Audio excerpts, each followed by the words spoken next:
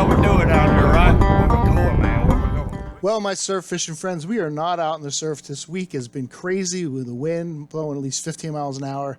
So I thought maybe I'll just get out in the boat and go down to Davis Canal and maybe catch a couple of pinfish for some bait, and maybe go over to the Cape Fear River if it's not too bad out there. So I just put a little bit of frozen shrimp on my rig, double drop, put it right in the middle of the canal because that's where the pinfish are. Now I'm using frozen shrimp, but you know what? They like frozen shrimp. It tastes like ice cream to them. So they don't care. And then I should have known right from the bat when I got first fish from the first cast, it was going to be a bad week, because that's a sure sign right there. If you catch a fish on the first cast, that's an omen. That's bad luck. But not only did I catch a fish, I caught the target fish I wanted, which was a pinfish. So I was real happy at the time. I didn't know it was coming, but took that pinfish off, put him right in the live well.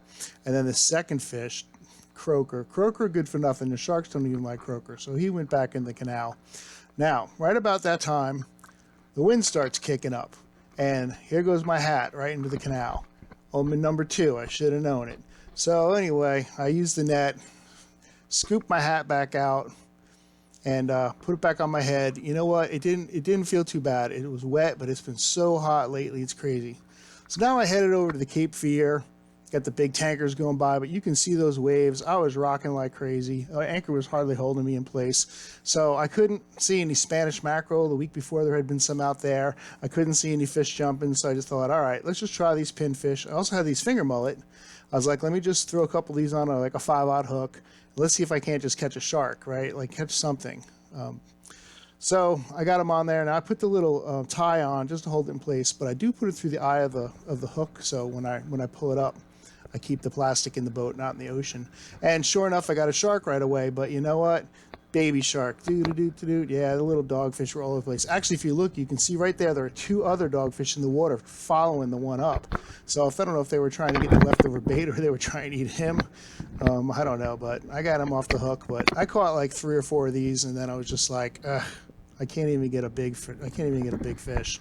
So you can see how rough it was. I was like, this is just not happening. Let's go back in to the intercoastal and look around there. Now, I've never fished over by Montgomery Slough very much, and it was a lot calmer in there, I should say. It wasn't cooler, it was still hot. But you can see the wind was blowing, but it just wasn't catching it there, which was nice. I mean, so the boat was holding a little bit more still. But I brought a little arsenal with me this time. I brought a couple of soft plastics. I got a shrimp, and I got that grub on the other one right there. I thought I might try those out, even though I didn't think the top water would work. It's about midday at this point. And I'd also got some mud minnows in the live well there.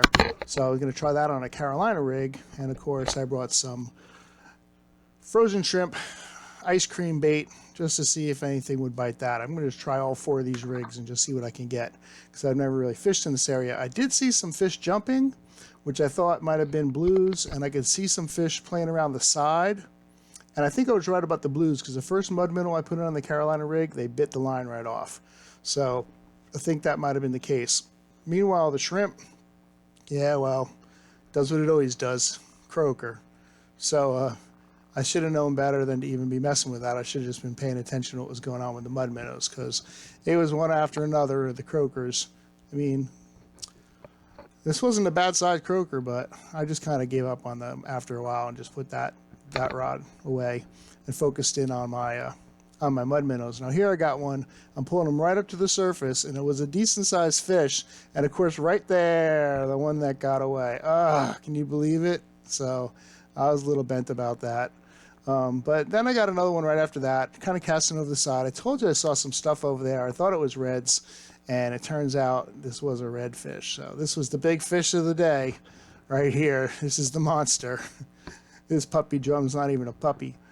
I didn't even know it was a drum at first. I was pulling it in. I thought it was like a croaker, and then I got it on. I saw a spot on his tail, and I was like, I actually caught a drum.